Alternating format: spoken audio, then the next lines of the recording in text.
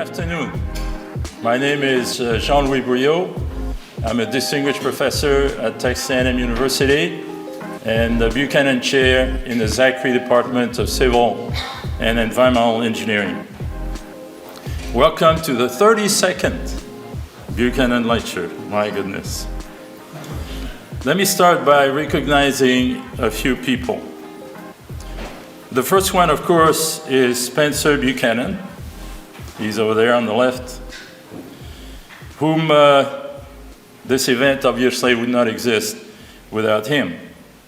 Professor Buchanan got his degrees from Texas A&M University and from MIT in 1926. He founded the Soil Division of the U.S. Army Waterways Experiment Station, now ERDEC, in Vicksburg in 1932. During World War II, he served the U.S. Army Corps of Engineers as an airfield engineer. He then started the soil mechanics program at Texas A&M University in 1946. He also developed the geotechnical company Buchanan Soil Mechanics. He had two sons, Spencer Jr. and Philip. We were delighted to have his grandson, Mark Buchanan. Mark, raise your hand. Mark Buchanan deliver the Buchanan Lecture in 2022. And we're certainly glad to have you with us. I also want to recognize my geotechnical engineering colleagues at Texas A&M, Anand Pupala, Marcelo Sanchez, Chuck Carboni, and Zenon Medina. Starting in January, we have a new addition to our group. Navid Jafari is going to join us in January. We're also very fortunate to have two geotechnical NAE members joining our group as Higler Fellows. Now, Higler Fellow is a distinction that is bestowed on very few faculty selected worldwide every year. And there is about 15 such recognitions every year for the entire university.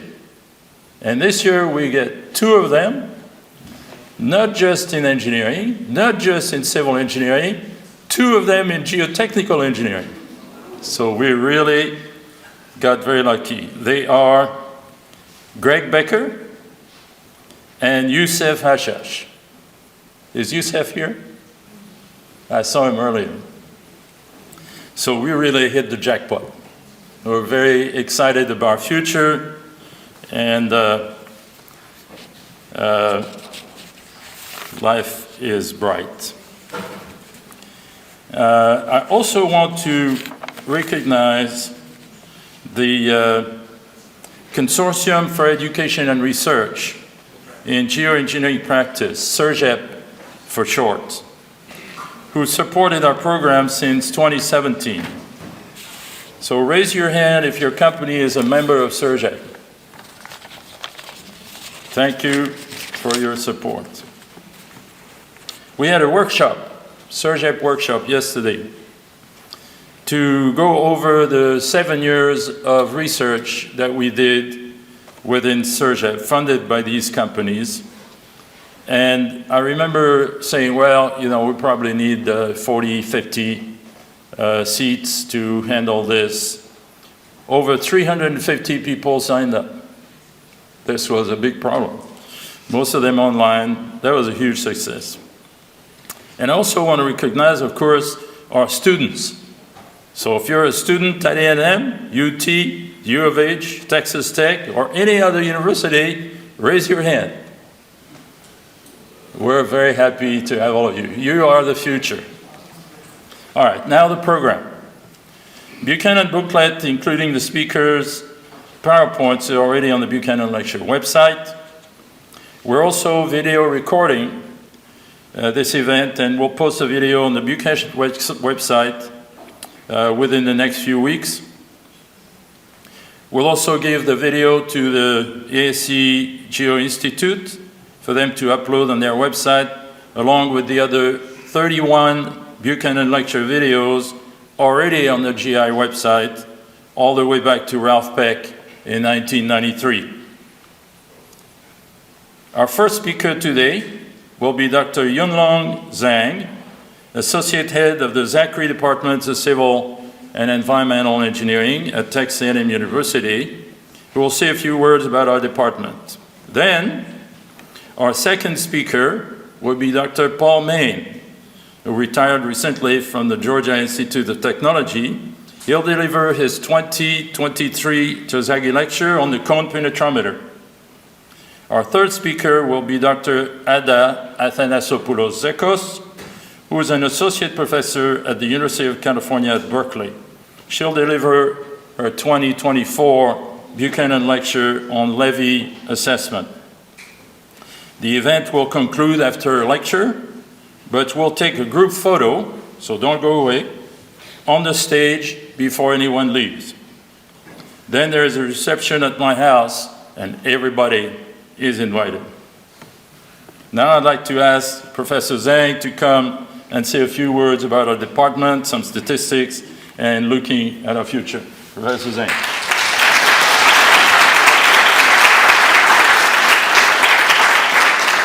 Thank you, Jean-Louis. Our department head, Dr. Graisley, cannot be here, so I'm going to say a few words on behalf of the department. I want to start off with congratulations to Dr. Briaud for organizing this very, very impactful Buchanan Lecture Series. 32 years is a really long time, but the impact of this lecture series is not measured by the number of years. And it's beyond civil engineering at Texas A&M. It's beyond the academia. I think it has a huge impact on the profession of geotech and civil engineering in general. And I want to thank today's speakers, Dr. Athanasopoulos-Zekkos and Dr. Mayne. It is, your speech, your lectures, and those that are before you are the reasons for the success of this lecture series. And I also want to thank the sponsors to the Buchanan Chair and the Buchanan Lecture Series. Obviously, without your support, this would not be possible. And in the end, I wanted to thank everybody in attendance here. I'm going to say something probably on this campus, a lot of people will disagree with me. What I want to say is everybody's welcome. It doesn't really matter which university you're from or affiliated with. And we appreciate your participation and your support. Allow me to say a few words about our department. We're very large. We are one of the biggest civil engineering departments in the nation. We have a lot of students. We have currently over 800 undergraduate students. That I want to note that 800 plus number only counts sophomore through seniors because we have a common freshman year. And we have close to 400 graduate students. About 200 of them are Ph.D. students. And we have a large faculty. We have about 80 faculty members. About 60 of them are tenure track faculty members, and another 20 in the academic professional track, APTs. We are very large. And we're very good too. We have certainly a very talented faculty. We have faculty members held prominent positions in professional societies. ASCE president came to my mind. And we are pretty highly ranked. We are pretty highly ranked. We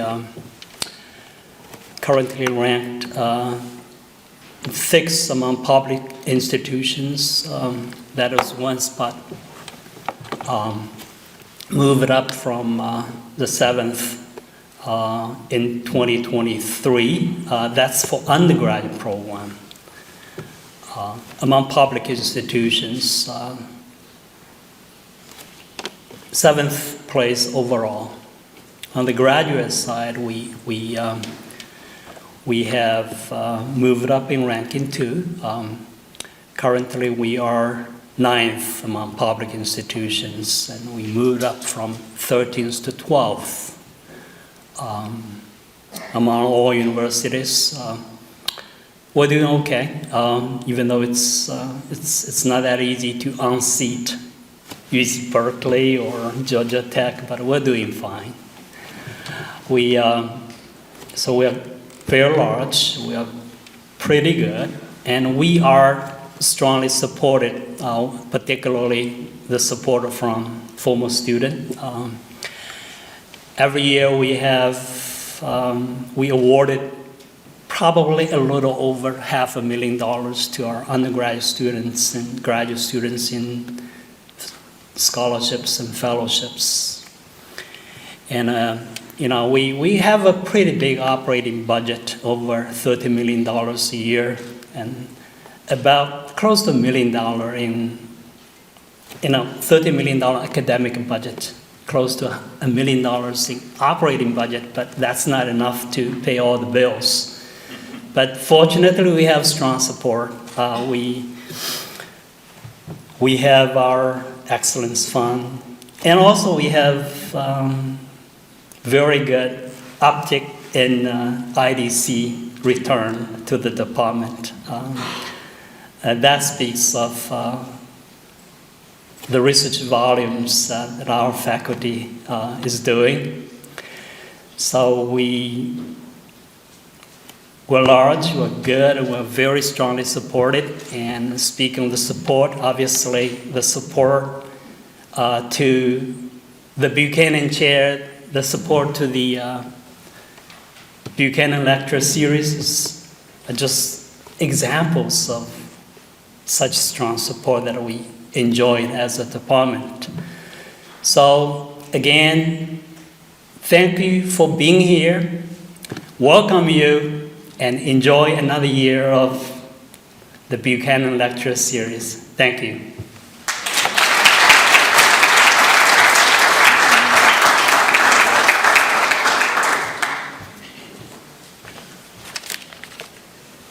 Now it's my great pleasure to introduce Professor Paul Mayne.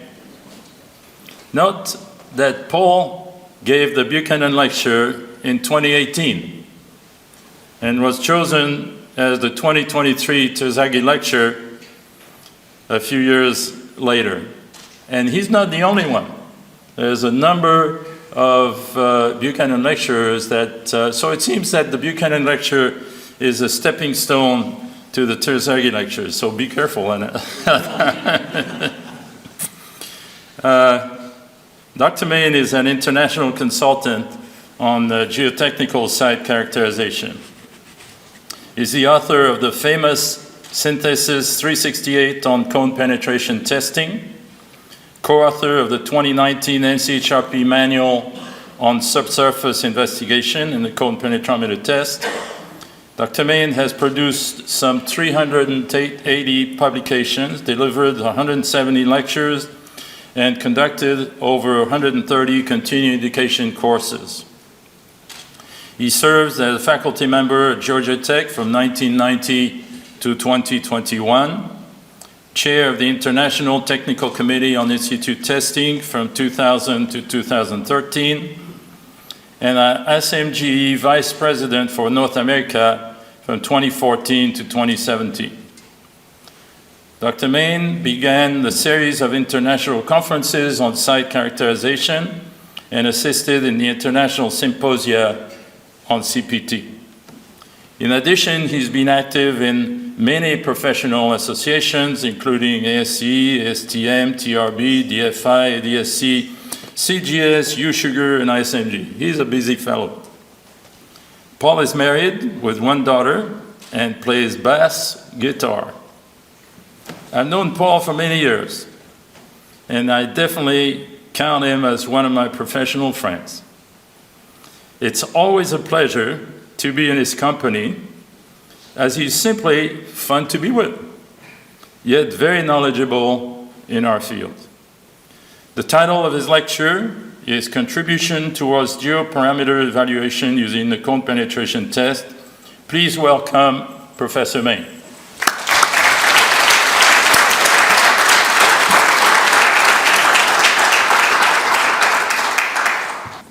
Merci beaucoup. He's already told you what the title of the lecture is going to be, but how often do you get to see a Fugro logo and a Contech logo on the same slide? Not that often. Okay, so it was a big surprise to me how I got into this position. It was the 59th Terzaghi lecture, and this is a list of all of the Terzaghi lectures, starting with Ralph Peck in 1963, all the way up to just before I did mine last year at Geo-Congress Los Angeles Live. The ones in purple, it turned out to become friends of mine. I made my way in and shook their hand and tried to befriend them, and in most cases that worked. And so the ones in purple are the ones that I knew. In fact, here's a picture of many of them, not all of them, but most of them. And what's unique about this is these pictures were taken with my camera. You've never seen these pictures before because they came off of my camera and I didn't share them until just recently. So other than the one of Jerry Leonard's, who I knew, all these pictures were taken either by me or with my camera. So there we go. So we all know the famous principle of effective stress. Effective stress equals the total stress minus the pore water pressure, and we attribute that to Carl von Terzaghi. So that's a good starting point. The name is Mayne, dots are my game. I guess that's how I made my mark in geotechnical engineering. You know, there were lots of theories floating around. I said, gee, does that really work? So I started collecting dots. And you could ask my wife, because she had to leave me alone while I collected those. Of course, it's much easier to collect them now because they're already digital, but back when I started out, they were not. So you had to figure out a way to make them digital. So the databases collected, you know, I found could be used to determine trends and validation of theories, cross-checking to see if you had anomalous data in your own work, allowed statistics that didn't, sorting of groups of data and developing correlations. That's just some of the work that we can do. Of course, now machine learning is the way to go, right? But you still need a database to make that happen. And of course, today I have to talk about cone penetration tests because that's where I've sort of gravitated to over the 48 years that I have in this profession, 48 years. So with the cone penetration test, we have an ASTM standard. Now we have ISO standards, and they're more or less coming closer and closer together, not completely. But with the cone penetrometer, you do get a total cone tip resistance. That's shown in red. You measure a pore water pressure, let's call that U2 at the shoulder. And we measure a sleeve friction, that's shown in green along the sides. And those three are collected, and we get continuous data in our profile. Not just one reading every 5 feet, but we get continuous readings of red, I call them squiggly lines, green and blue squiggly lines with depth. So each one of those readings is telling you something different about that particular location in the ground. And so I think that's a big advantage that we didn't have many years ago when we first started geotechnical site characterization. You're not going to have time to go through all of these in detail, so you'll have to look at the slides later perhaps. But we use the readings raw, but we also have net readings, like Q net is QT minus the total vertical stress at every elevation. It's not unusual to have a cone record with 500 or 5,000 or more rows of data, just a lot of data to process. Then we normalize those. For example, capital Q is where we take that Q net and divide it by the effective vertical stress at each point. Again, there are other normalized parameters there that we'll be using, and you'll find those in most reference books. So one that we use, for example, is where we take that capital Q, the normalized cone resistance, capital F, the normalized friction, and we can calculate I sub C, which is a material index to tell us what kind of soil type we're in. So this is a chart originally developed by Peter Robertson, and you can see that the I sub C can tell you the distance to these arcs of circles that become soil type, soil behavior type, because it's not exactly the same as what the laboratory is going to tell us, but we need to make an assessment immediately while we're out in the field. And so just by increasing that radius, I sub C, we can tell you whether it's a gravelly sand, a sandy mix, a silty mix, a clay, or organic soil. So that's pretty well known already.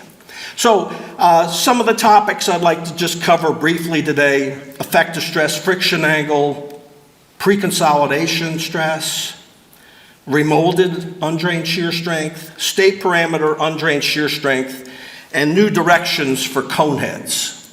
Cone heads are people that use the cone penetrometer, so I had to kind of give them a little nickname. And so over the years, we've collected an undisturbed sand database. It's hard to do that.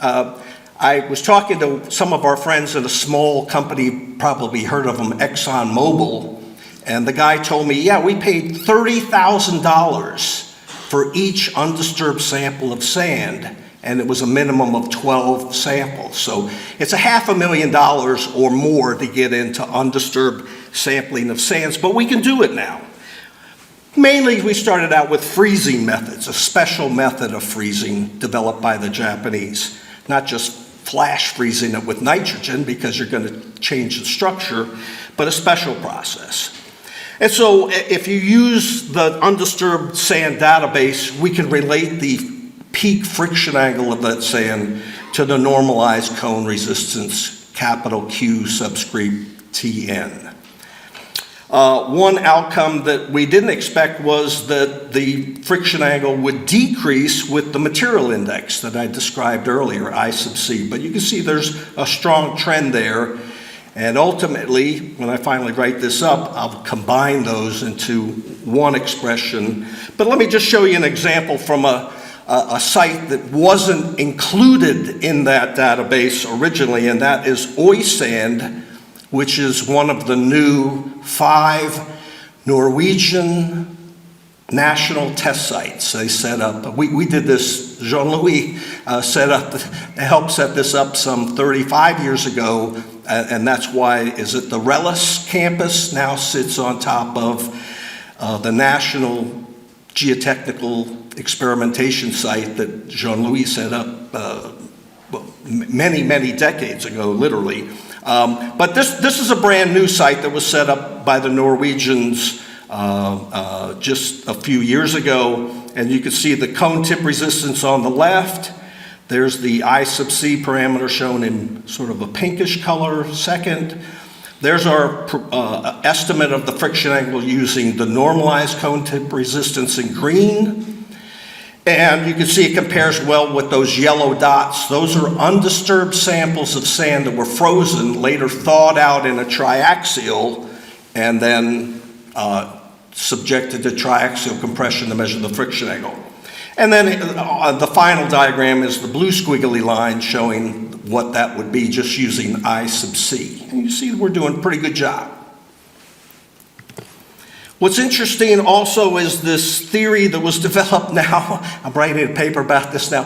50 years ago, Jambu and Seneset from the Norwegian Institute of Technology came up with a theory that said if you had piezo cone with the U2 measurement, you could take QT, the cone tip resistance, and U2, and determine the friction angle of any kind of soil, sand, silt, clay, and mixed soil. So we spent a lot of time working on this over the last decade, and we calibrated it. Here's what we found out.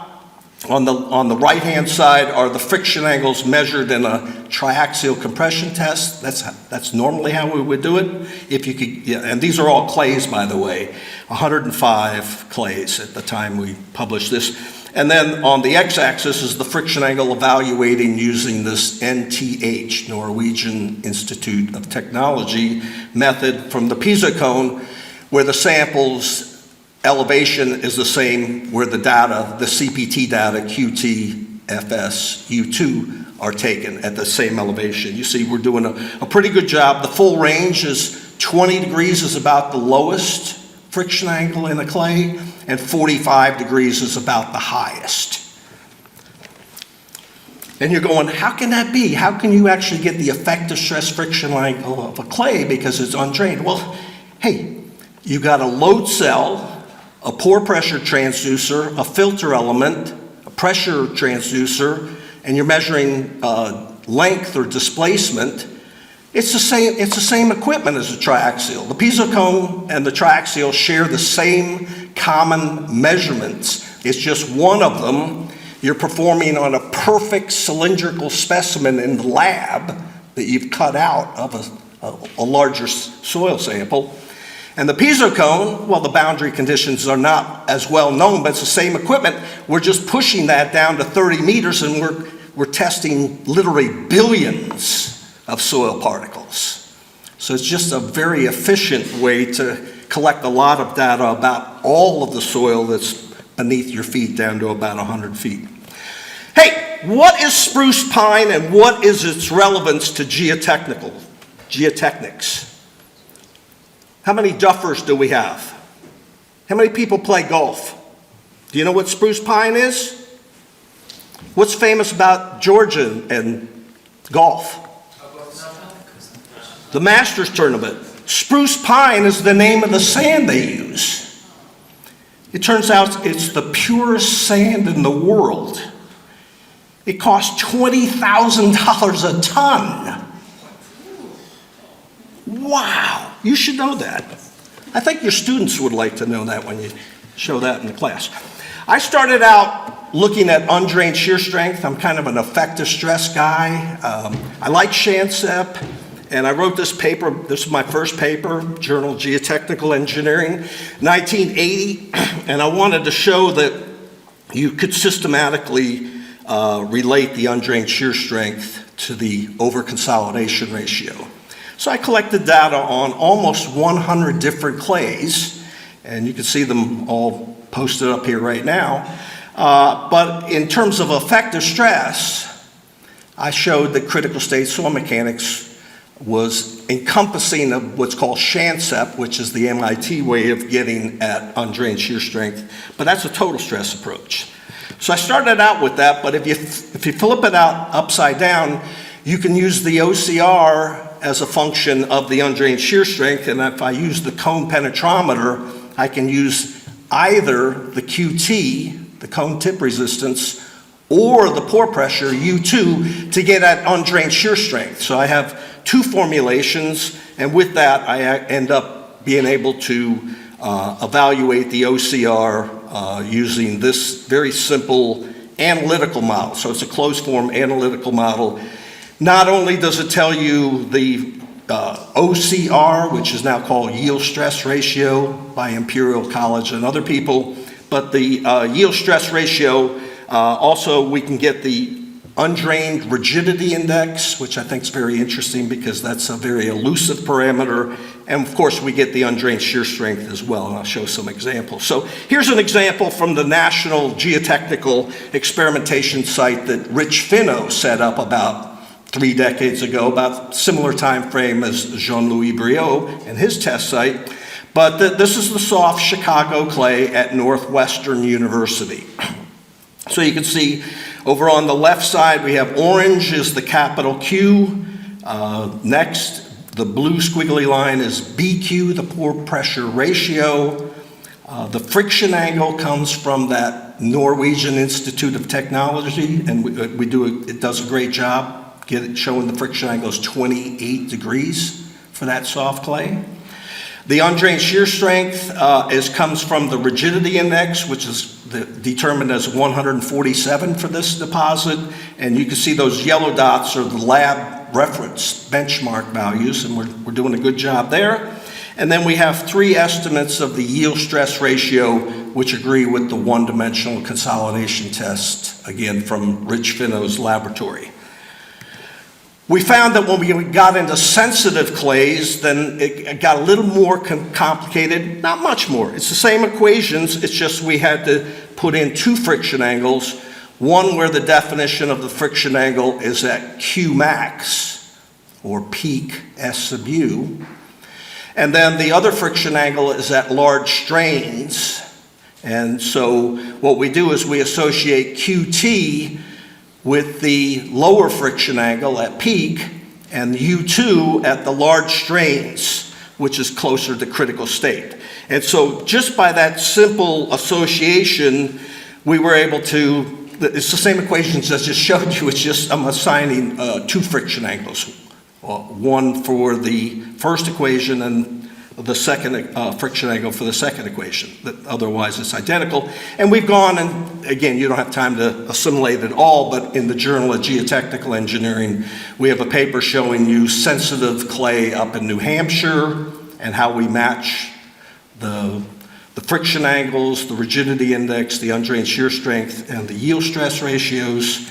We've done this in the sensitive Presumpscot clay up in Portland, Maine. Again, the dots are the lab reference measurements, and the squiggly lines, continuous, are from the CPTU, the piezo cone. And then here's a third example from the Boston Blue Clay at Saugus, Massachusetts. So you can see we're doing a nice job matching. Everybody wanted to match the in situ with the lab, and so that's what we're trying to do.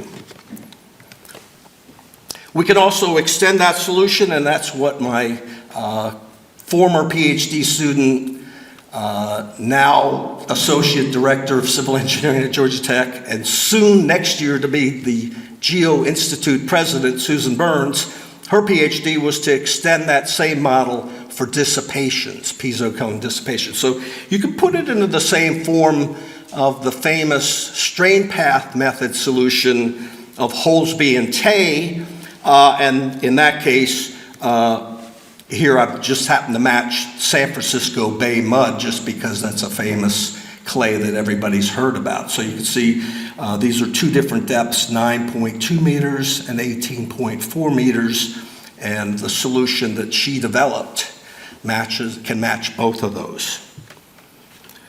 Now, when I talk about U2, I'm talking about the pore pressure measurement on the piezo cone. But sometimes, you're doing these soundings, they take about an hour or 2. It's nice to listen to music, and, you can put on like U2. Are you guys familiar with the band U2? So that's the U2 I'm talking about, not the band, the measurement. In fact, let's stick with that. Here's my friend Tim Stark from the University of Illinois, Urbana-Champaign. He's a geotech. He also went on and got his law degree. And he also works in CPT. And sometimes he has to do free work, and we call that pro bono, if you're a lawyer, pro bono. Here's a picture of Professor Rodrigo Salgado from Purdue University with 2 of his advisors, the late Professor Mike Yamokowski, late Professor James K. Mitchell, and they too are CPT guys. All these guys are CPT guys. But sometimes they have to do some free CPT consultation, and that's called pro bono. I guess you have to know the band U2 to make that work. Okay. Oh, is the remolded undrained shear strength equal to the sleeve friction? That's a question that comes up a lot. This is a very, very soft clay. In this case, different companies show very similar QT profiles, very similar U2 profiles, but FS is a little fuzzy on that. But we went and collected data on, here's 12 different clays, all low to medium sensitivity. Sensitivities are under 10. And you can see that the remolded undrained shear strength, that's on the y-axis, is a good representation, or can be fairly well put in order by the sleeve friction measurement. So FS is the remolded shear strength for that case. But we found when you added sensitive clays, so I've added 5 sensitive clays, the FS is going to overestimate the remolded strength. So if the clay is sensitive, just when you need it the most, then that idea is not really going to work.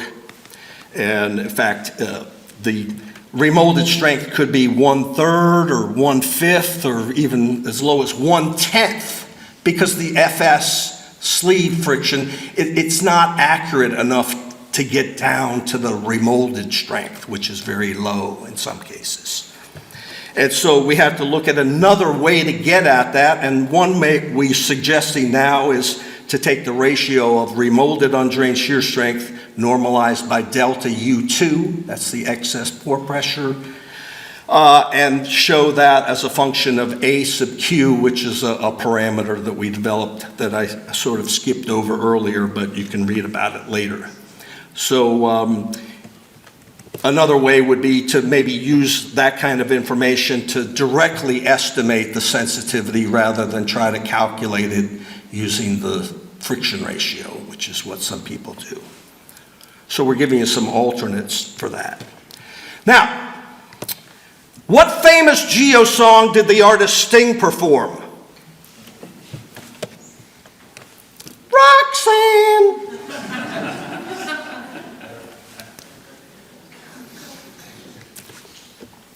So let's go back to that simplified, let's go back to the equation that we developed analytically. It's a combination of spherical cavity expansion and critical state soil mechanics. And look at that blue square rectangle there with the equation in there. If we could simplify that by taking lambda equal 1, that gives us the yellow box. And if we take on a characteristic friction angle of, say, 30 degrees and a rigidity index of 100, that equation simply comes down to something as easy as pre-consolidation stress equals 0.33 times Q net. It's a very simple equation. It's been out in the literature for some years. And so we said, okay, that looks good. That's just a first order approximation. Similarly, we also looked at some calibration chamber data, and what these are is large triaxial cell, and then we prepare the sand deposit and know everything about it, and then we poke the cone in at the end, after the fact, and get the QCFS U2 readings, and then back figure that, and that's what this equation in the middle we came up with. And we must have had some impact because it's included in the book, Cone Penetration Testing in Geotechnical Practice, by Lune, Robertson, and Powell. And if you combine that together with a characteristic friction angle of 35 degrees, you end up with a form that looks very, very similar to what I just showed you for clay. And so that led us to suggest that the pre-consolidation stress in any type of soil was equal to 0.33 Q net raised to the power M prime. M prime is 1 in clay, but in a clean sand, it's 0.72. So we could show you an example of that. I had nothing to do with this figure other than I stole it from somebody's paper here, Quinteros. Lune et al., CPT 2018. So they have 7 CPTs. It's an over-consolidated clay in Germany called Cuxhaven. And we have the QT, the FS, the U2 profiles there. And if you process it using that methodology, you see, other than the upper shallow half a meter, we're doing a nice job because the OCR of this sand is over 40 and dropping down to about 6 at depth. So you can see we're not doing too bad a job considering how simple a method that is. So this led us on to the opportunity to try to populate the general expression, and we presented this at the international conference in 2009 in Egypt. So there's the data. We related the slope of that, the exponent of that to D50, to fines content, to material index values, and at the end of the day, we suggested this expression where we relate that exponent M prime to the CPT material index I sub C. And so we published that a few years ago. We got some good feedback on there. I show you an example that was not included in the database. There's a mistake there. It should be 2020 because she did her Ph.D. after we wrote the paper, but I have a typo in there. And Annika went to a site that was being considered as one of the 5 national test sites in Norway, Halsen Silt. And you see she interpreted the OCRs, if you will, from say 2 to 1-ish range, shown by those yellow dots on the right-hand side. And then using our equation from CPT, there's the little dotted purple line. So you see we're in the ballpark. It's not perfect, but we're in the ballpark of what that OCR should be for that material. I guess I need to qualify that. Since then, I've realized that those equations that I showed earlier have to be specific for undrained behavior. And the rule of thumb for Peter Robertson is when I sub C, the threshold is 2.6. So if your I sub C is greater than 2.6, he considers that to be undrained, which means constant volume. And if your material index of your soil is less than 2.6, that's considered drained. That means the pore pressure, like BQ, is going to be close to 0. And so that's interesting to do that, but I think there's better ways. I think pore pressure is a much better indicator than sleeve friction. So I think QT and U2 are better matched to determine whether it's undrained or not. And so I could show you on Robertson's chart, there's the magic 2.6. Again, if you're less than that, it's drained. If you're greater than that, it's undrained.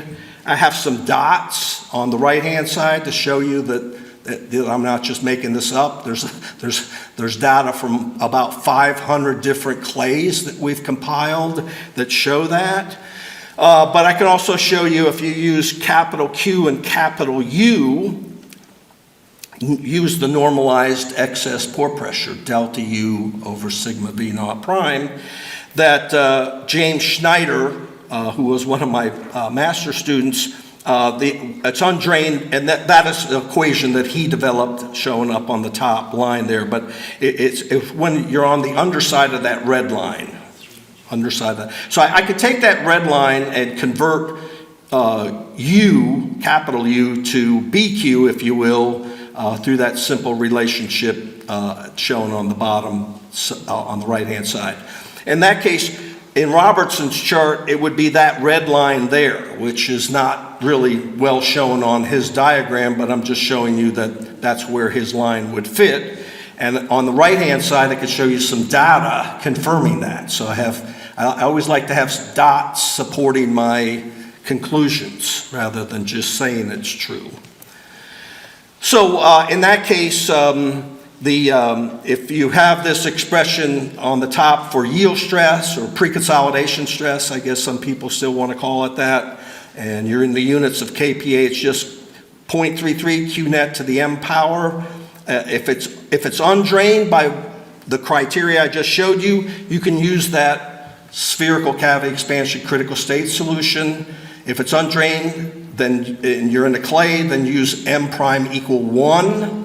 Otherwise, you can use the expression that I showed you earlier that we developed that's in the Journal of Geotechnical and Geoenvironmental Engineering. And just as an add-on, I showed you that Peter Robertson and his daughter Kelly Cobble have a manual too, put out by Greg Drilling, and they slightly modified the equation, but it's not a big difference. You can see the difference in this diagram right here. And if you don't like kilopascals, that's okay. There's the equation up on the top. You have to put in atmospheric pressure as a reference in case you're still using things like PSI or kips per square foot and things like that that are, I like SI units. Okay, so. A quote from Terzaghi: "Soils are made by nature, not by man, and thus the products of nature are always complex."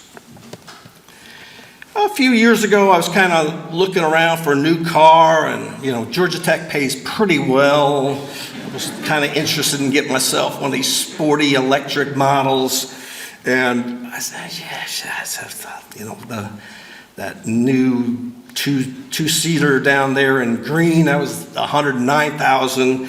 So I ended up at the general various shops, Honda, Toyota. I'm looking through there, and a lot of the cars are white and blue and red. But I came across this one. I said, "Oh man, that looks so nice. A different color." And you guys probably don't know Georgia Tech because we don't play football together, do we? You guys would kill us. But anyhow, forget about that. But Georgia Tech's colors are gold. Gold and white, gold and black, gold. So I'm looking at the car going, yeah, that looks really good. And so I said to the guy, "I'll take the gold one." He goes, "That's not gold. Toyota calls that sandy beach." I said, "That's my car." That's my license plate, really. So I bought it, sandy beach, come on. State parameter. Do we teach state parameter here at Texas A&M? We do, okay. So state parameters, and it's a critical state parameter. But instead of looking at it the old-fashioned way, OCR, we're looking at it on a vertical line. And it's essentially the difference between the void ratio initially minus the void ratio at critical state. So the standard methods using CPT are the Jeffries and Bean method on the left, Robertson's method where he likes to use an equivalent clean sand value of normalized cone tip resistance as shown on the right. You can do those methods, we've done those methods. But if you go back to the original critical state that I used in my 1980 paper, you can basically calculate and just show that you're just on one side of the fence or the other. So what we're looking for is contractive soils, because those are the ones that are typically unstable and fall apart, like loose sands, loose liquefiable sands, flow liquefaction, sensitive clays. But if you're dilative on the lower side of the line, the critical state line, then you're dilative and you're typically strong enough to support those kinds of loading conditions. So if I'm in this zone there, I'm contractive and I've got a problem perhaps. And there's no lack of people looking into that. These are all methodologies that have been developed over the years since Ken Bean and Mike Jeffries came up with their stuff. But we decided to go back and look at our undisturbed sand database. And when I plot the state parameter versus the yield stress ratio of the sand, you can see there's a very strong correlation. And there should be, because they're mostly saying the same thing. They're both in the same critical state framework. It's just one is approaching it from a vertical axis, and the other one, I'm going to say, just to simplify it, is more on a horizontal axis. So that's really the only difference. So we also found that for our silt database. You see a strong correlation between silt, state parameter, and apparent OCR, if you will. And of course, clay. We have a large database that we developed with Joep Buchanan from Holland, who was the head of the offshore geotechnical group for some 20 or 30 years. And we have a large database of 501 anisotropically consolidated triaxial compression tests. And so at every elevation where those undisturbed samples were taken, we also have the CPTU data. And so we were able to match that together. And we could show, again, here's state parameter versus yield stress ratio, or OCR, and you could do it a number of different ways, but regardless, yeah, we saw a similar relationship. So the summary would be that the threshold sort of changes with soil type, and you can see the threshold is about 3 for clay, yield stress ratio of about 2 for silts, and about 1.35 for sands. You know, I was putting this together, I was going, gee, what's going to be my legacy for this? The Terzaghi lectures, is it because I play bass guitar? I said, well, no, and I would have the luxury to play with Jim Mitchell in Portugal at a conference. He played sax, I played bass, and he gave the 1984 Terzaghi lecture, and then probably a lot of people don't know that Harry Poulos plays guitar, but he's really good blues rock guitar. And he's played at my house, I played at his house. He gave the Terzaghi lecture in 2004. So it's not going to be music because these guys already beat me out. But my friend Ken Stokey, who did make the Buchanan lecture in 2018 with me, I think he got it right.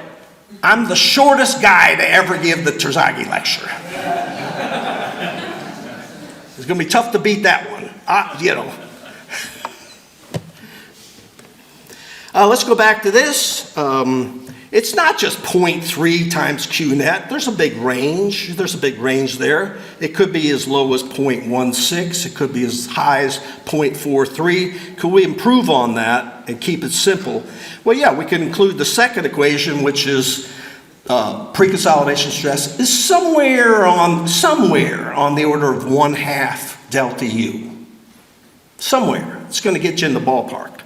We can combine those together, so we have data to support that. That looks good. There's some scatter, of course. We can measure the scatter, give you the standard error, the Y estimator, the R squared, so forth. But you can put them together. If you plot all the data, you can see all the yellow dots are BQs greater than 0.6, and all the blue dots are where BQ is less than 0.6. So there's definitely some pore pressure effect in that data trend. And so we can do, I call it the pre-consolidation stress is the square root of the pre-consolidation squared. And you're going, that doesn't make any sense, Mayne. Sure it does. Yeah, I'm just going to use 2 different expressions for the pre-consolidation stress. And if I do that, then I'm saying an improved simple relationship would be pre-consolidation stress equals 0.3 Q net times the square root of BQ divided by 0.6. And you can see we have some trends in there. I try to color the dots, but you do get variations. It's not just as simple as we made it out to be. You can't make this stuff up. I'm sure Jean-Louis Briaud carries this in here. De Beer is the name of a famous professor in Belgium that developed bearing capacity theory for piles. So here's the De Beer theory for the interpretation of penetrometer test data. You know, sometimes you're collecting dots. I don't want to say it's a mindless attempt to get through things, but yeah, you can drink a beer while you're doing that. It's not going to impair your dot collecting, I don't think. So anyhow, that's a good beer if you're looking for one, and you're a cone head. Are we going to have some of that at tonight? Yeah, we should.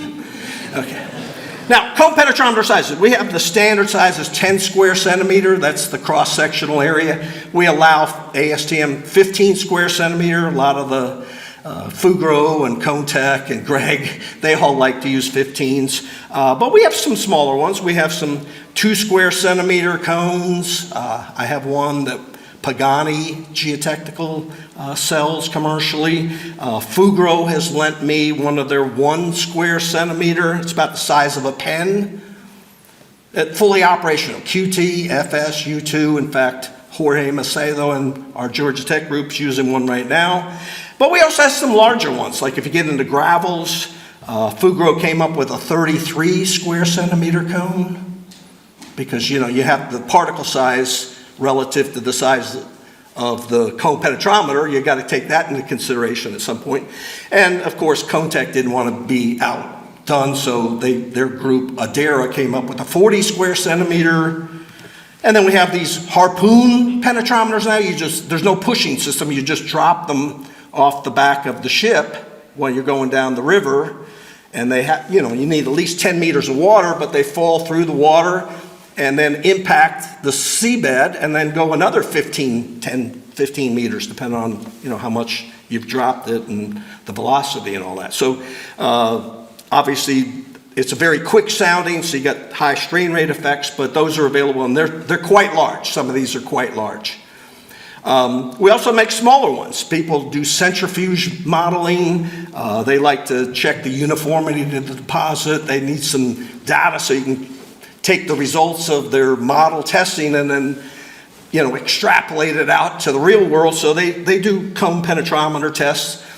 We have piezo cones as small as 10 millimeter, 12 millimeter piezo cones, right? So here's some pictures of them.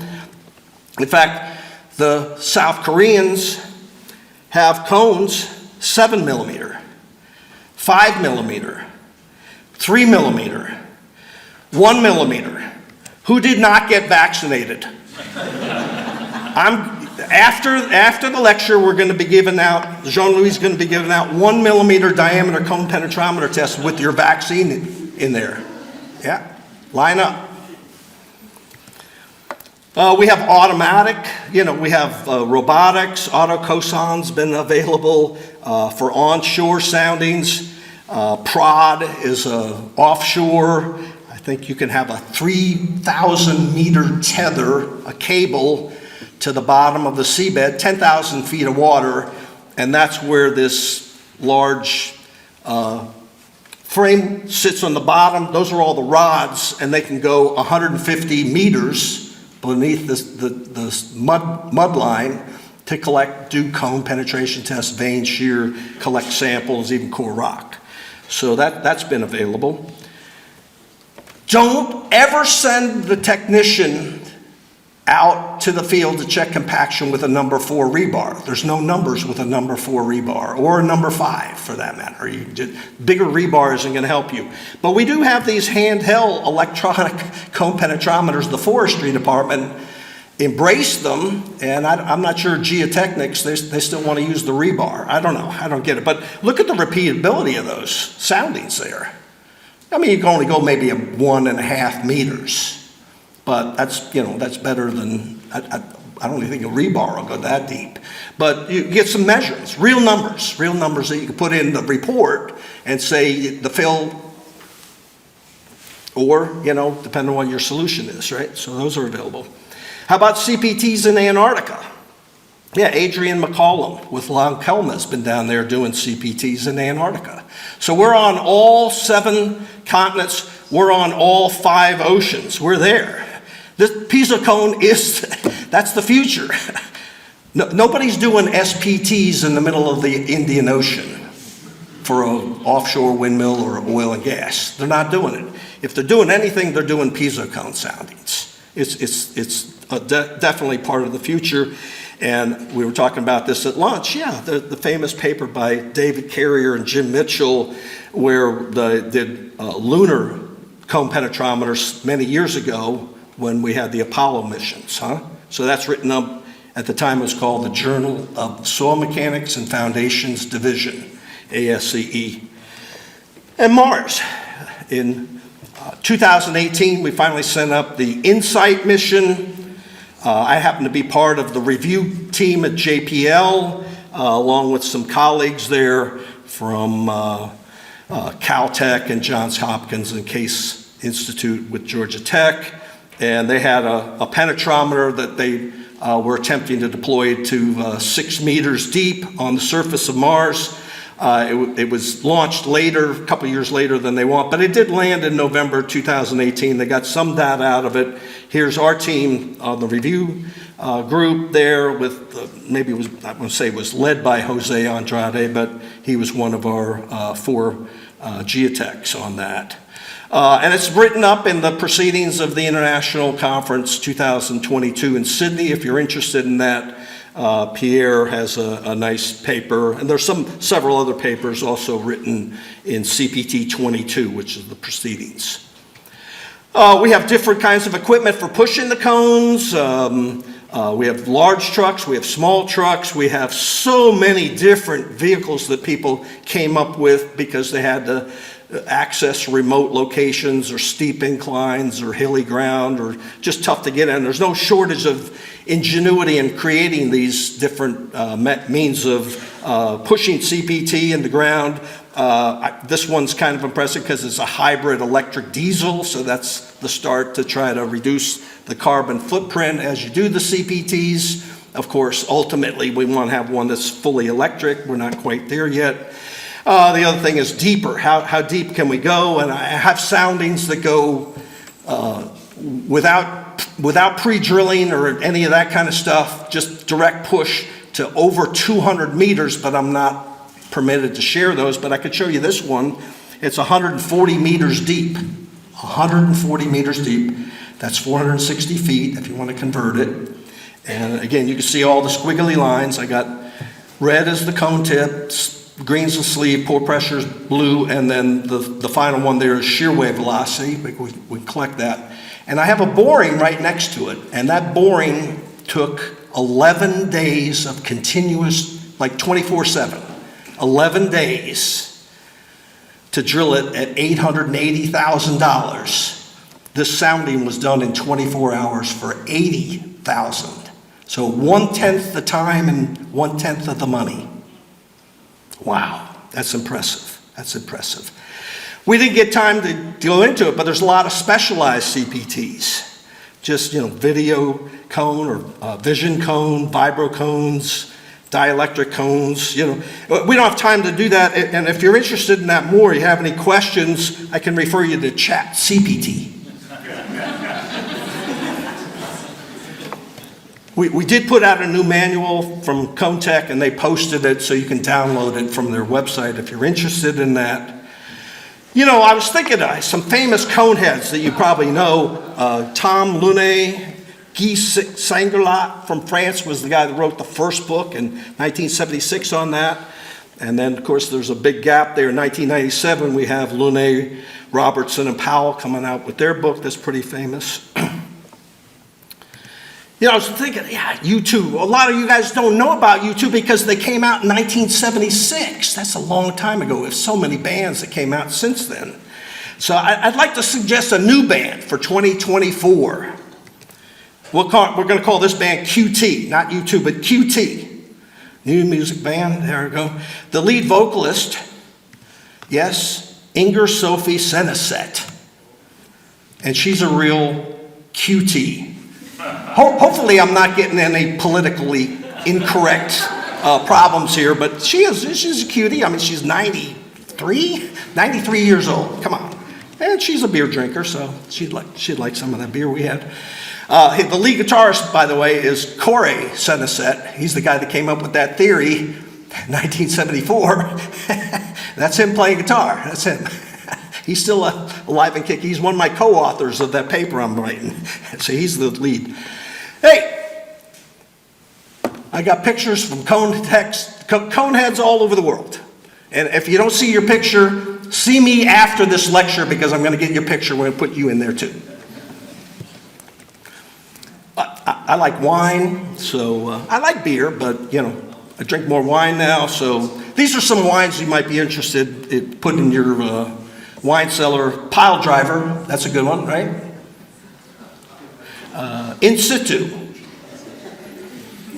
Pay dirt. Come on, everybody wants pay dirt, right? What's the earthquake? Earthquake, yeah. I think when I see Dominique Asamaki, I'm going to give her that one. And mud house, of course, you have to have that. Our mascot, of course, every year come February 2nd, I have to remind the students, our mascot is the groundhog. Come on, man. It's also known as a marmot, a woodchuck. It's also known as a whistle pig, and that's the type of rye bourbon. Can I say that same word, rye and bourbon? No, I can't do that. It's rye. Sorry. Anyhow, this one's only $4,369 a bottle. But you might want that in your collection. you know? On a good day, you may want that. Okay, what's the best alcoholic beverage for coneheads? And we can discuss it afterwards. Cognac. Cognac. Thank you.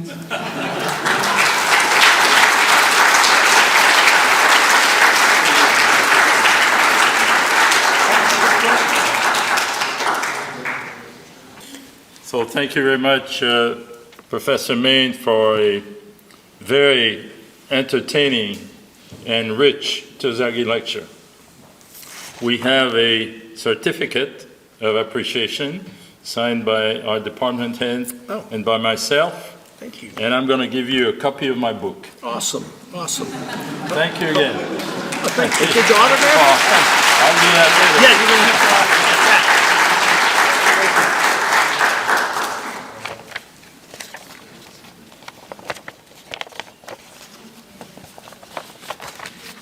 Now I am truly delighted to introduce Dr. Adda Athanasopoulos-Zekkos.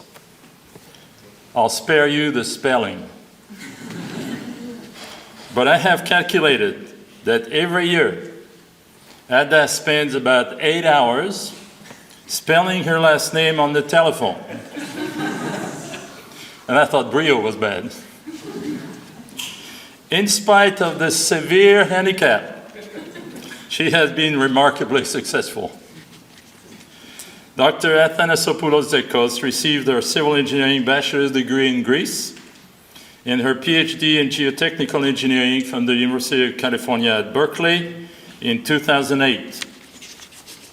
Then she went to the University of Michigan for about 12 years and is now back to UC Berkeley as an associate professor. She has collected a significant number of awards, including the NSF Career Award, the University of Michigan Faculty Excellence Award, the SCE Casagrande Award, the SCE Middlebrooks Award, the Young Research Award from the International Society of Soil Mechanics and Geotechnical Engineering. She was the president of the Association of Geotechnical Professors, called USugar. Her research focuses on soil liquefaction, seismic slope stability, and the response of flood protection systems to extreme events. I have not known Adda as long as I've known Paul, but I do know that she and her husband Dimitrios are a very powerful force in our profession. They have also 3 beautiful children. The title of her lecture is From Miles to Inches, Big Data Frameworks for Levee Health Assessment. Please welcome Professor Athanasopoulos-Zekkos.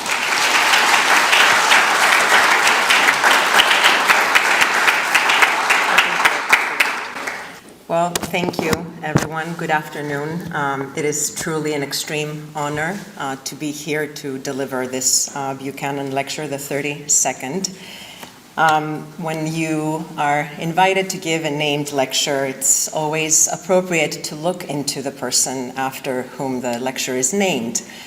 And in the past, I have seen many people give a lot of these named lectures, and they have typically overlapped with them. But when I was looking at Professor Spencer Buchanan, I couldn't find something for me, and I think it's because probably we didn't overlap during our lifetimes, again, unless I look at the last 2 years. And so being born in 1980 to a geotechnical engineering professor, I did spend the first year of my life in a geotechnical lab in the G.G. Brown laboratory at the University of Michigan, keeping him company while he was building his resonant column device. So I will draw that very thin connection and say that at least me and Spencer J. Buchanan spent some time overlapping in geotechnical engineering. I also had the distinct pleasure of spending time with his grandson during lunch, and it was a great pleasure and honor.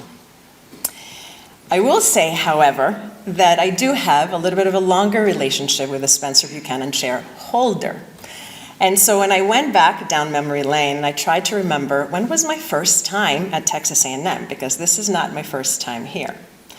So my first time was actually in 2006, when I was still a Ph.D. student working, and I had since met Professor Briaud because we were both involved in the investigation of the levee failures following Hurricane Katrina that will be featured in my presentation for a small part at the beginning. He was in charge of the part that was looking at the soil erosion and the erodibility study, and he was using his erosion function apparatus, the EFA, that I am proudly taking a picture next to.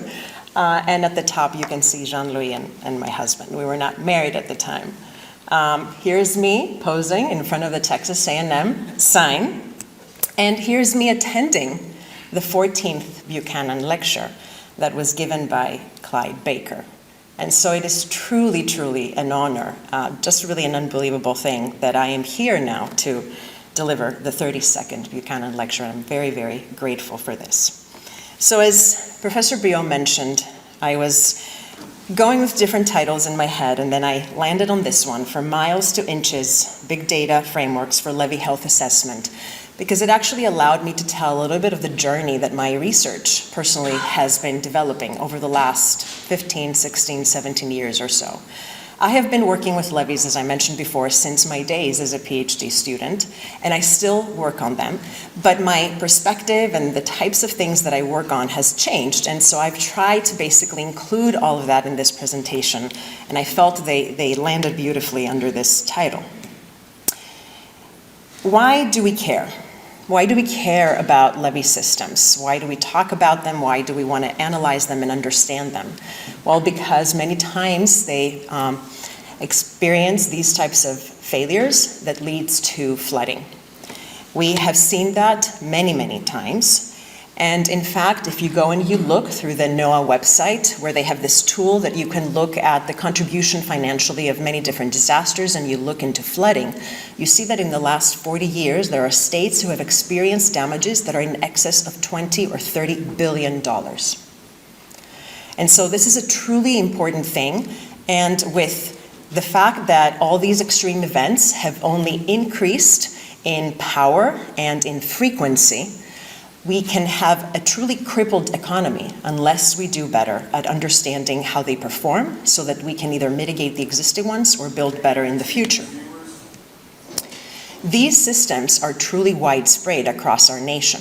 Across the world, I would argue, but let's focus in the US for today. You can see here indicated with red some of the major levee systems. Of course, the one in central Midwest America is no surprise. That's where the Mississippi River is. But as you can see, we have many of them in the West Coast as well as the East Coast and really all over.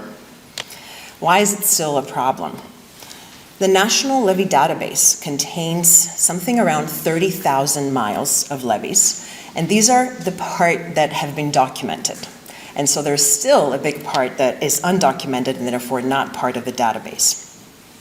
In terms of numbers, there's about 17 million people who would be affected directly by a levee failure, and also the levees protect more than $2 trillion in property, right? And we have to think that it's not just individual houses, like my house and your house, but it's also critical infrastructure that's contributing to that number. And so it can have other unintended cascading effects. Now, in addition to these numbers, some other numbers that are worse is the fact that 4,000 of these miles have been characterized to have moderate to high risk of failure. And this is by a recent study by the ASCE in 2021. 80% of those 30 miles, so pretty much almost all of them, are at high or very high risk to have one or more levee performance concerns. So that means that there's multiple failure modes that can contribute to the risk. The USAC, the Army Corps of Engineers, of course, understands this and has done studies to look into what would it take to bring a nation's levees to where they need to be. And the estimate was $21 billion. This is just attempting to fix the ones that I mentioned before that are falling into the moderate to high risk of failure. Just to give you an understanding of how big that number is, recently, this is in fiscal year 2021, the National Levee Safety Program received about $5 million for fixing some parts. And this is from the requested $79 million that they thought they needed per year. On top of the lack of resources, which one could argue is there for different types of infrastructure as well, the other problem is that there's really no national standard or requirement for these types of systems. And the reason goes back to the fact that most of them were not engineered in the first place. They happened to be where they are out of just pure necessity. Someone had land, there was flooding, they needed to protect against that flooding, and so we're going to push a whole bunch of dirt in one location and help me not flood the next year. And then we repeat and we repeat. There's settlement at the same time, there's other things happening, we keep adding and adding, and now we as engineers, 100 years later, are called to go to these sites, understand what these levees consist of, inside of them, and also what they are founded upon, so that we can assess and hopefully improve this system. And so I would argue that this is really a lot of motivation on its own. On top of that, because these structures happen to be found where we would worry about flooding, and that's typically where we have water, and that's where we have rivers and channels, that's where geologically the environment tends to be the most complex. That's the kind of environment where you can just poke a hole here, poke a hole there, and then connect these points with a straight line. And so that adds to this complexity, right, and the needed resources. And on top of that, that adds to the fact that now we're dealing with different types of failure modes for different locations. And with these systems, if it fails at one location, it's as though the system has failed altogether. And so you really need to understand every single part. And these can be overtopping failures, erosion, seepage, piping, and also at the bottom right picture, which is a picture from California, and those are the ones that we call the sunny day failures, right? Not because it's in California, but because there was no apparent reason for the failure, right? Other than, of course, the aging of this infrastructure. And then some parts of the nation also have to worry about added loading, and that can either be hurricane or earthquakes on top of everything. And so if there's no guidelines overall, you can imagine that there's no seismic guidelines either. Now, as I mentioned, of course, the Army Corps of Engineers is aware of that. They have been putting together studies to try and understand this behavior better. And they have, this is from a report in 2018, where they broke the problem down for these systems in 3 big parts. And these are big parts, and we're kind of going into a little bit more detail. But one thing that we are still not very good at is determining the hazard for the levee system, right? As I mentioned before, it can be hurricanes, it can be earthquakes, but those are not very easy to define. Then there's the performance. How will the system perform when you're dealing with a situation that I just described, where for big parts of it, you don't even know what the system is. You don't even know what the materials are. And of course, when we're talking about thousands and thousands of these levees, it's completely unrealistic to treat them like normal geotechnical problems, saying, well, I'm just going to go put a boring. Where? Where are you going to start? And how many of them are you going to be able to do before you run out of money? And finally, we are not even completely clear about the consequences because, as I mentioned before, these are systems. And when they fail at different locations, they affect the communities behind them and the infrastructure in different ways. And as we have now hopefully learned in the last 10 or 15 years, these consequences add up. There's this cascading failures that are happening. And so we need to break these down and understand, and we need to understand the uncertainties around these 3 categories. And this has been really a main draw for me as I've been evolving my work around levee systems. So what can we do is that we can learn from past disasters, and this is kind of going a little bit to the beginning of my research years. Then we can look into better ways of assessing the condition of the existing system. Then we're going to need to become better about the future demands on these systems, like climate change, energy-related issues, population growth, or population migration.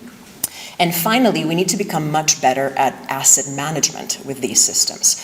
And one solution could be the development of socio-technical twins. So this is a new term that's being used to demonstrate that it's not just the engineering components we need to be looking at in these systems. There's also the social science aspect behind it, meaning where the people that the levees are protecting, what describes them, what is the infrastructure, and a lot of other things that I'm going to show near the end of the presentation.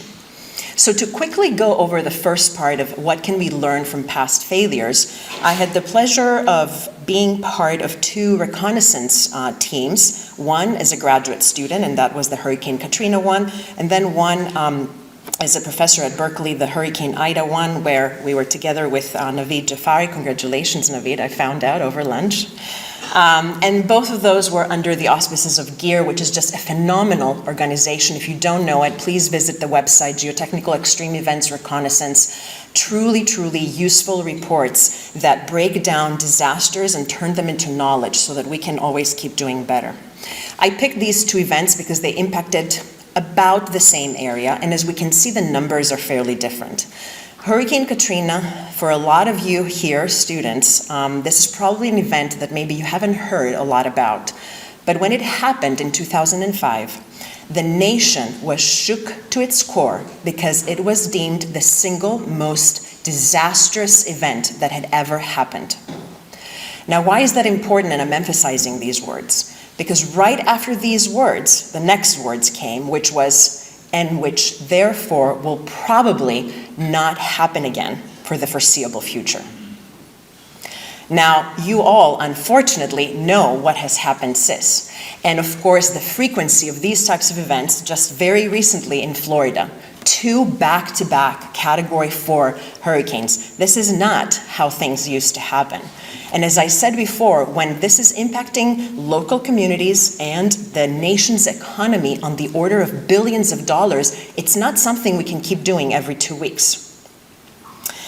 So as we see with Hurricane Katrina, there were 1,500 people who lost their lives, hundreds of thousands who were displaced and remain displaced, which speaks to the lack of resiliency, and losses that were eventually estimated on the order of hundreds of billions of dollars. This event helped reframe a lot of the economic losses models who were completely off in their original predictions because they were not accounting for the fact that one failure will lead to another, and then another, and then another, and the local community has to suffer all of them, regardless if one is engineering and the other one is more social and the other one is something else.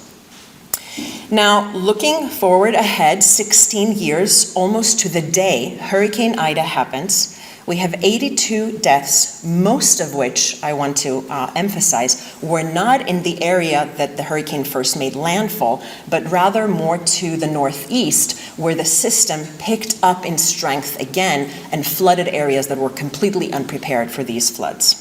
So very, very different consequences from this event. However, still in the area where the hurricane landed, there were more than 1 million people without power for more than a week. Okay. When I was first given that statistic, I was like, okay, come on, like 5 or 6 days. You can do it, right? So then you have to think this is late August. They're like over 90, 95 degrees in the summer, Fahrenheit, right? And not only that, but you need electricity, not just for your refrigerator, right, where you're losing all the food that you have. You don't need it just for air conditioning. You need it for the pumps they were trying to use to get the water out of their houses, right? You need energy and electricity for other things that we don't originally think about, but can have a huge effect on the lives of these people. And so there were many lessons learned, and I'm going to go quickly through those so we can get to other things that we're doing today. But we understood much better what these systems how they have to perform.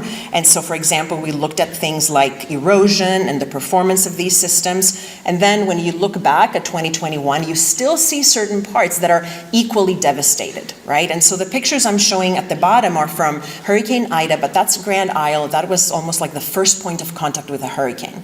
So the lesson here is that some areas it's really difficult to protect given the restrictions in resources. And I think as engineers we need to be okay saying that. right? Maybe we're not the ones making the decision whether someone reinvests and builds there, but I think we need to be very truthful as engineers that it's just unrealistic, again, with the restrictions and resources, to build infrastructure that could withstand that at that kind of point of contact. As I mentioned before, we learned a lot about erosion, and Professor Briaud major contributions there, and therefore we know exactly how to build these systems so that even after Hurricane 5 category, they can look like this, which basically means the levee's still there and maybe some of the grass was scraped off the top. Other big things that we learned about Hurricane Katrina that have helped us in the future is the presence of transitions. So with these systems, another problem is that it's not just a building, it's not just a dam, it's miles and miles and miles of a system that different entities are going to design and build and are responsible for the maintenance. And so I build my levee, you build your levee, and that two parts have to connect. And so who's responsible for the connection? Because it always comes with money, right? You need to spend money if you're in charge of the connection. So I don't want to do it, you don't want to do it, and therefore no one is responsible for that connection. And therefore, during Hurricane Katrina, we saw a lot of failures at the upper left, as you can see, where they happened because I chose one type of levee to build mine, and then you chose a different one, and the connection was just simply incompatible, but no one was in charge to call that out. And as we know with water flow, when it finds a point, right, and wants to run, and it's a narrow point, the velocity goes up, and so the erosion becomes much larger, problematic.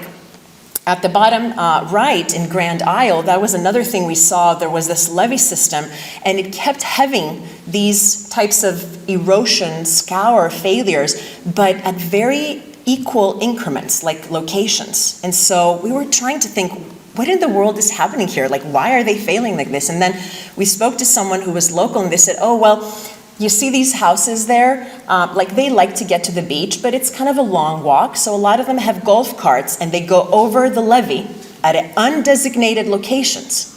And having done that over years, there were locations, every 2 or 3 houses, where there was a little bit of a deeper, right, location in the levees, which was not supposed to be there by design. And so that attracted higher velocity and therefore erosion and scour. And as I said, we have the solution for these, and these were present and performed really, really well during Hurricane Ida. All you have to do is reinforce these locations with appropriate materials, and that's the solution. As I mentioned, there's not just physical transitions, there's organizational transitions that we need to be careful with, right? And sometimes we don't pay too much attention to that because we consider that outside of the engineering purview. But it actually needs to be part of our purview. We are responsible, and we need to lead in that direction. We need to be able to stand up and say, water board and levee board, you need to talk. You need to understand who is in charge of this connection so that we can move forward. And these are other transitions that can be equally dangerous. We had a lot of very clean geotechnical failures, I'm going to call them. The traditional type of failure that I use in the slope stability class that I teach, because they're almost textbook, right? And so these are failures that we now have reconstructed. We performed a lot of CPTs, a lot of lab testing, a lot of field veins. We can reconstruct them, and I can analyze these sections. I can have these types of strength properties associated with them. I can do either limit equilibrium analysis and get the exact factor of safety, and when it crossed over to the left, becoming lower than 1, and therefore predict the failure, or even do fancier things like finite element analysis of the actual section where one side fails and the other one doesn't, all in one continuous mesh with the same properties. So the lesson here is that we have the tools, right? And when you characterize the site properly, you can run great analysis that will tell you what happens. And so these are some of the lessons that we learned.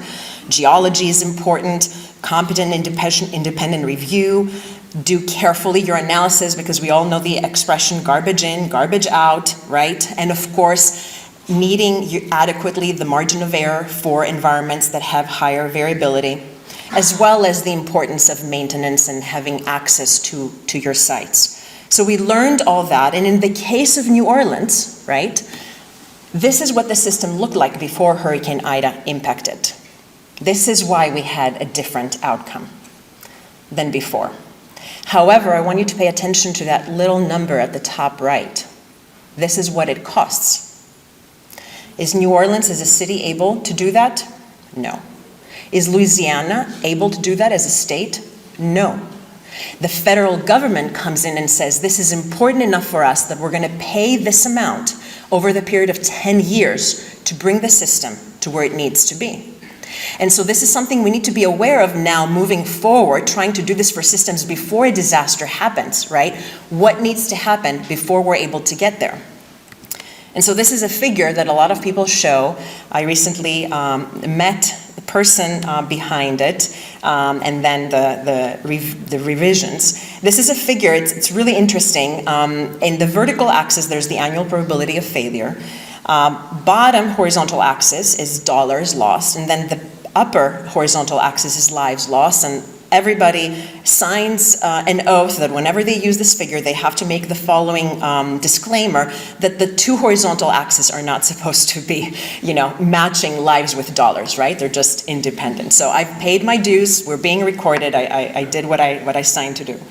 But this figure is actually a really great figure in communicating, right, this risk, because we understand these numbers. And so we can look at some kind of big type of infrastructure that we are all aware of, like dams, right? You see the red line at the bottom.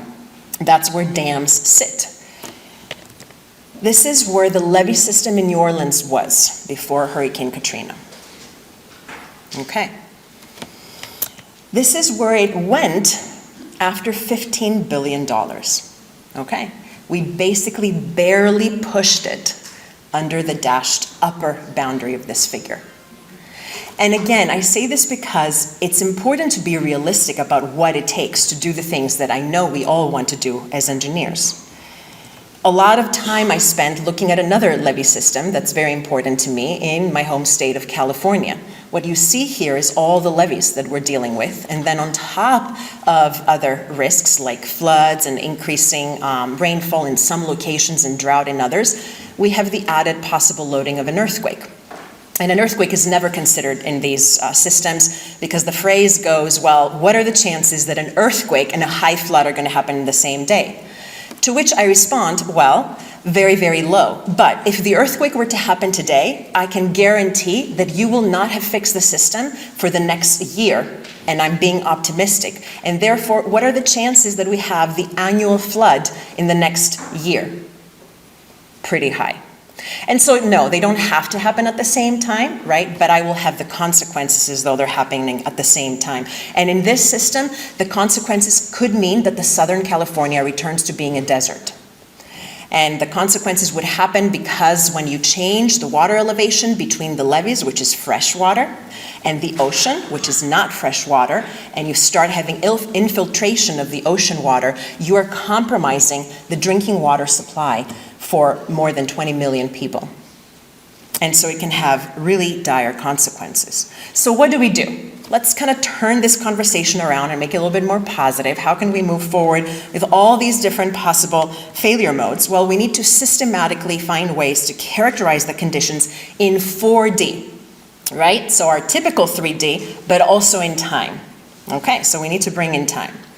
And again, one of the biggest challenges is how spatially distributed these systems are. I can't just say I went there and I visited the site, as we do with most of our projects. I mean, the site keeps going and going and going, which means that it's going to intersect and interrupt critical infrastructure, right? We can't just have it be on its own, and is controlled by different entities. And so the reason I bring this up is because in some of the things I'm going to show you, I understand there are limitations, right? I'm not blind to those limitations. However, my main motivation is to develop something that's going to be quick, inexpensive, and scalable, right? And this is why I showed the work that we were doing in New Orleans. We know if we want to pin it, right, down to the, 0.01, we know how to do it. It's just that these techniques cannot be scaled to cover a system that extends thousands and thousands of miles. So we have to find different ways. And so as I mentioned before, it's important to characterize what's below, right, and what the levee is doing. So some of these techniques, as we mentioned, is going to be the CPT. And so you have your little nice trucks and you have your CPT profile there. However, I need to find a way to move and cover larger volumes, and sometimes I need to be able to do it in a non-invasive way. And so, for example, geophysical techniques can unlock that for us. Here we're seeing the contribution of a technique that's called the M.ASCE. Basically, you're generating a wave. That wave travels underground, and as it's sampling the behavior of different materials, it will arrive at different time intervals between my sensors, and from that arrival, I can basically work backwards with inversive techniques and figure out a profile. Now, as we can see, this has now sampled a much larger volume, right, than that discrete point where I can have my borehole or my CPT. I also need to be able to move to not just look at the underground, but also move above ground as well.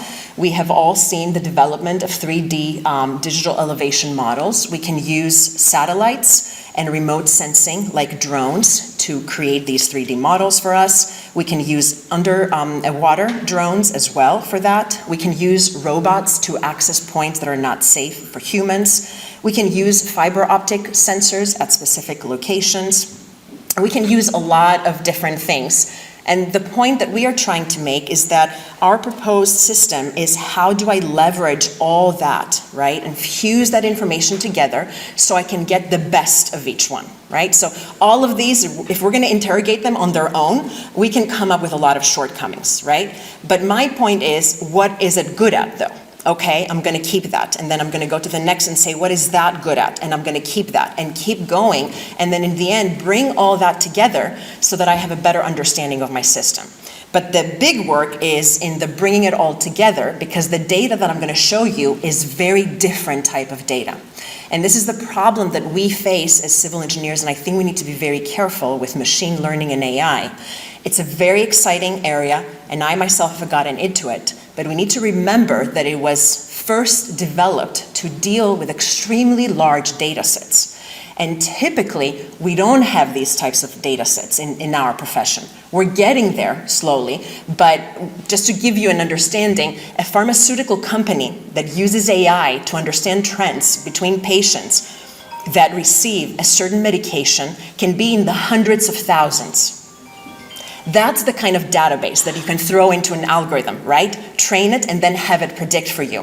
When you go to a site and you have 15 CPTs, which would be amazing, by the way, that's what you have, right? Now, you can collect the CPTs over time, right? And we can learn, but again, that requires that we're all doing it in the same way, that there's compatibility, that there's a curated database, right? And you see where I'm going with this. So again, a very exciting area, but I think we need to approach it with caution. So what we have done, we have gone to one of the Delta Islands so that it's an actual location, and we have collected different types of information. So we have collected RGB imagery, we have collected map temperature variations, and we have developed digital surface models and digital elevation models. And what you see spinning are these models of a certain section in the Grand Island, one of the Delta. And this is, you can go to Brittany Russo's Ph.D. thesis for all the details of what I'm going to show. But this is how RGB imagery works, and this is what it helps you develop. The good thing with it is that you can have high resolution when you're getting these images from drones. So high resolution meaning that you can pick out cracks in a pavement. This can be important if I'm looking for signs of movement in a levee that has a road on top of it. And so this is what the model can look like, right? And you can do that for stretches and stretches of levees. We can also look at temperature changes because those relate to the presence of water or the lack of the presence of water. And so we've done small scale experiments in the laboratory where we purposely introduce water under a material, and then we take photographs, right, well, thermal imagery, and we're able to see, right, at the bottom right picture, the water is not apparent at the surface in the naked eye, right? But the temperature has changed, and so I'm able to see it. And so now applying that, right, to actual levee locations, we can see the differences, right? Areas with higher vegetation, for example, indicate more moisture, lower temperatures. Areas of lower temperature tends to be water and shadows, right? That sort of thing. And we can put it all together and create, again, these 3D maps. Finally, in terms of surface data, we can use LiDAR and we can collect this information. It's really interesting because it gives high resolution. It can help you remove vegetation as well, which is not easily done with other techniques.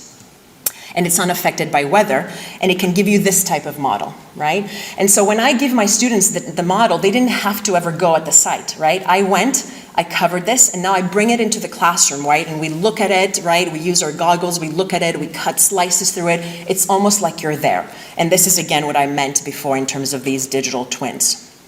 Now, what I want to make clear is that, in my opinion, the strength of these methods are not in terms of the absolute values they collect, but it's when we compare them over seasons, over time.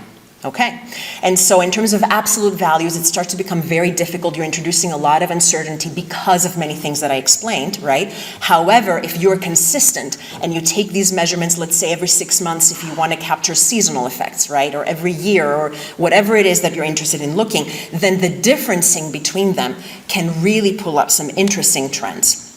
And this is what we have focused on so far, is this image differencing and classification. So what I mean by that is that these are temperatures, for example, from the dry season. These are measurements from the wet season, and then this is the difference, right? And so now I can start to focus my attention on the hot or cold spots and try and interpret them. And so I can do that by developing, the mean, because the point again here is that I don't have to look at it. I can program it to happen automatically. As I mentioned before, I'm interested in making it scalable. So I can come with different techniques where I can tell a program, look and see if the change is within the 1 standard deviation or within the 2 standard deviations, right? So that I can pick up on different trends. And so this is how it can be different. And so we can see, for example, here classification that I can do from the imaging. So I can classify different bodies as water, trees, urban, dead grass, green grass. This is Brittany's language. I wouldn't have called it dead grass, but shadows. And then again, we can look at the differences, right? And try and compare. And so, for example, if I have no change, right, it would appear as red. If I have change where I had lush vegetation in the dry season but not in the wet, that could indicate seepage. The third could indicate a lack of access because of increased vegetation, all sorts of things that I can pull out of this. In terms of the subsurface characterization, the non-invasive nature of it is really what drew me to that, and we have 2 different ones, shear wave velocity and electrical resistivity. And this is, I showed this before, so I'm going to go a little bit quicker with this, but this is what it looks like in the field. And again, we can use the shear wave velocity, as I'm sure most of you know, to correlate to many different things that we can use then in our analysis. And so this is what a profile would look like. This is the electromagnetic induction, and this is how it's done. And so you can literally hold in your hand something that looks like a ski and just walk. This is how fast you can do it, and inexpensively, and how it works. The only thing you have to make sure is that you're not wearing steel toe boots when you're doing, which one of our students did, and we had to go back and remeasure. But it's okay, it's an honest mistake. But this is what it looks like, right? Literally, like a ski. You hold it, you walk, right? And so really, really quickly, you can develop profiles like this. Now, the limitation with this one, for example, is that you can't go very deep, right? But just because I can't go very deep doesn't mean I need to throw it out the window and say, well, I can't use resistivity, never. No, I can use it, but I can complement it with other techniques that can help me go deep, right? And also some of the seepage features are pretty shallow, so I can still make use of it because I can pair it with the M.ASCE profile that's deeper. Now, as I mentioned before, one of the tricky parts is that you have to bring it and make it common data sets, right? That are giving you information for common data points. Otherwise, you can't use machine learning to help you find trends because it's going to be speaking different languages to each other. And so this is what we did, for example, to combine the electrical resistivity with a shear wave velocity. And so we put everything together, and we can now identify regions, right, that have a higher VS or a lower VS, a higher resistivity, a lower resistivity. And so we are able to detect now what we call potentially problematic zones. So if I'm seeing my VS going down, for example, if I'm seeing my resistivity go up, it can be an indication that something is happening there, right? And especially if both of these things are happening for that same location, that's an even stronger indication than I would have had using just one technique. And so this is where we've been using machine learning. I don't have the time to go into all the details, but I do want to focus on one point that I think is great to have a discussion on is the difference between supervised and unsupervised machine learning. And again, I think we don't talk about this enough, right? So supervised meaning that you've given the algorithm a chance to check itself, right? So we take a picture of the crowd in here, right? And then we tag everybody, you know, male, female, or whatever characteristic we want to use. We train the algorithm, right? And then we bring in a new crowd, but now the algorithm knows how to pick one or the other, right? The unsupervised is we just throw it in with the waltz, right? Like, well, do your best. Try and figure out a trend, right? So maybe then the trend is I'm going to look for people with longer hair, which we know is not a good correlation for male or female, right? But that's all the algorithm has to use. And so now we're introducing some kind of error. Now, the reason why it's particularly important in geotechnical engineering is because in geotech, as I mentioned before, we don't always have the data that we need for the training, right? We don't always have the ability to ground truth for every single location, right? We might be able to do it in some locations, but not always. So we've done it both ways, and it has basically highlighted what I just mentioned, right? So this is how supervised works, this is how unsupervised works. And then we've been using this clustering technique so that we can detect these anomalies. And so basically what we do is you separate a group in similar objects, right? And you can dictate what similarity means. And the anomaly detection is when the algorithm detects that there is a point, like the red ones, that significantly, right, is different from what has been assigned as a group. And so we can do that, for example, right, in that profile that I'm using. This is the same profile where I measured, you know, VS and resistivity. It can go, right, and create these clusters that are determined by color. And then it can tag the anomalous sections. But I need to have these anomalies detected and paired with soil characteristics. This is always my problem. What do those mean? And so what we did there, so this is what I was talking about before. I'm just kind of going quickly to the next part. But basically, this is where we're at, right? So now I have determined where my anomalies are in the clusters, but I don't have more information behind it. Like I need to better understand, right? Is it similar VS, but higher resistivity, higher VS, lower resistivity, right? So what is happening there? And what does it mean in terms of materials? And so that triggered a systematic laboratory testing program with our setup where we took materials and we tested them in the lab for VS and electrical resistivity, only we were in charge of all the properties. And so what we did is we controlled for particle angularity, particle grain size, soil gradation, organic content, relative density, and moisture content, right? And when we mean controlled is that you keep everything the same and you just change one of these things and then you go back and you do it again, right? And you keep measuring VS and electrical resistivity. And so you're keeping track of that, and we put together this table where we now say, well, if there's no change in shear wave velocity and a change in resistivity, typically what we saw was that we had coarser particles and well-graded soils, right? Or for example, in number 7, if we had a drop in shear wave velocity and a drop in resistivity, we typically were seeing angular particles and finer particles at lower water contents. And so what this allows me to do is go back to this figure that I've shown multiple times now, but replace those now with soil characteristics, right? Again, I may not see that soil if I go in that location and do a borehole, right? Because this is matched to the expected behavior that I'm seeing with the changes. But at least now it helps me go back to these zones and become better about identifying these anomalies.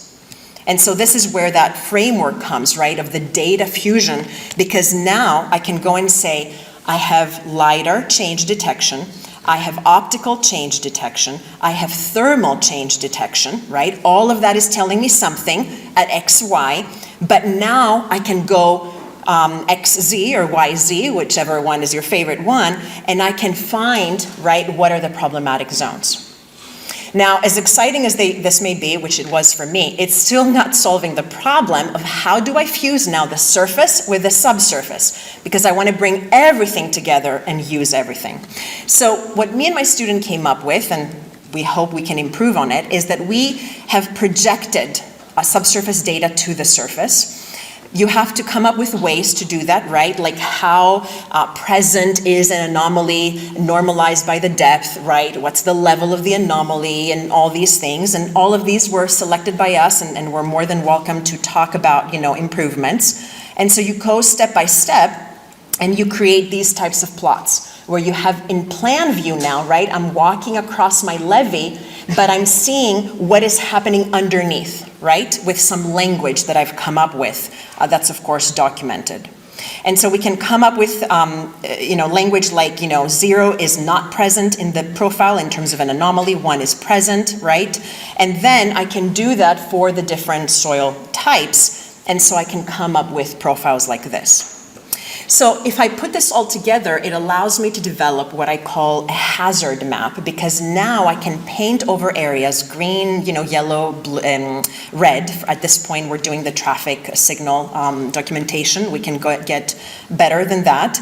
But now I can see areas, right, that are more likely to be experiencing some kind of problem. That's really what this means, right? And so then it can allow me to come up with some kind of hazard map and say, okay, this is more dangerous than something else. And this is significant information for the people deciding how to allocate resources when we're looking to repair levees, right? Because this is the problem we have. You have in your county, let's say, how many miles of levees, and let's say, if you're lucky, the state gives you $10 million. Where are you spending them? Because you can't fix everything. And how do you make your decisions, right? Now, I will say that this is step number 1, because that's only bringing in the engineering point of view. But as I mentioned at the very beginning, over the last couple of years, I've really entered also into the social sciences world, which is very exciting, by the way. I highly recommend that you talk to people in social sciences. They're amazing, and they help you bring that perspective, right? Why are we engineers in the first place? What are we engineering for? For people. Right? We need to understand, therefore, what are the needs of the people, how are people affected.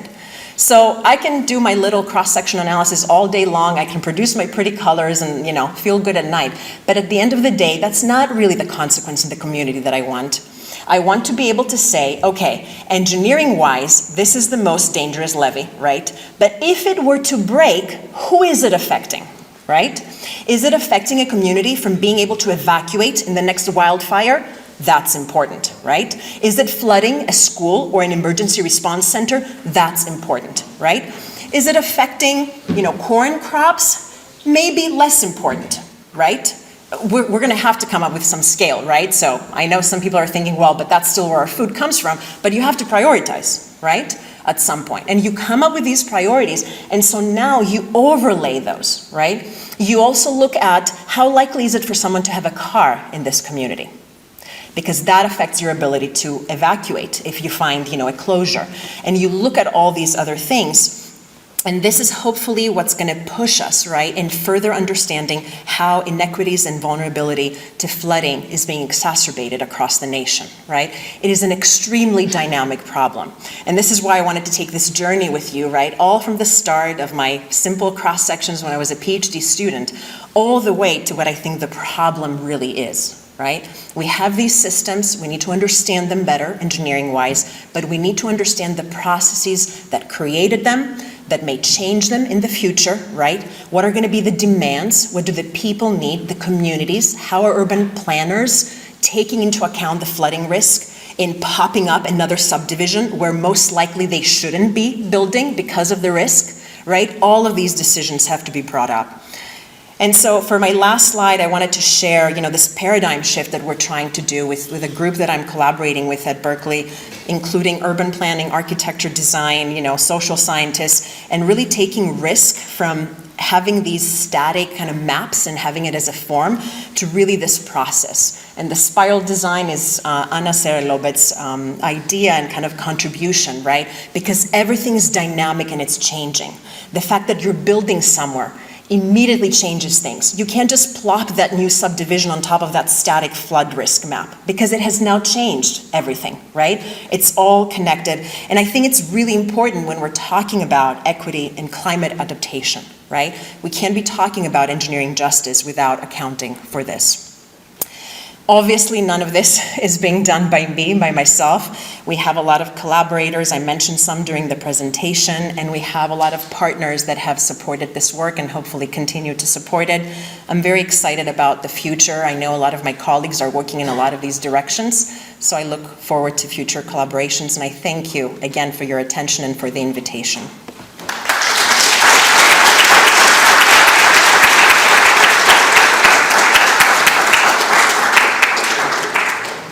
Very good. Thank you. Remarkable lecture. I appreciate that.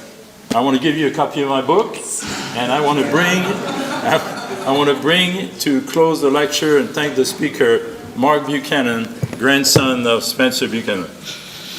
It's certainly humbling to have the opportunity to participate in my grandfather's lecture. I don't know that it would be possible without Dr. Jean-Louis and his great stewardship of the Buchanan Chair. Dr. Paul, thank you for the Terzaghi lecture, and Dr. Adda, a plaque memorializing today, honorarium. Thank you so much for a wonderful lecture. Thank you so much.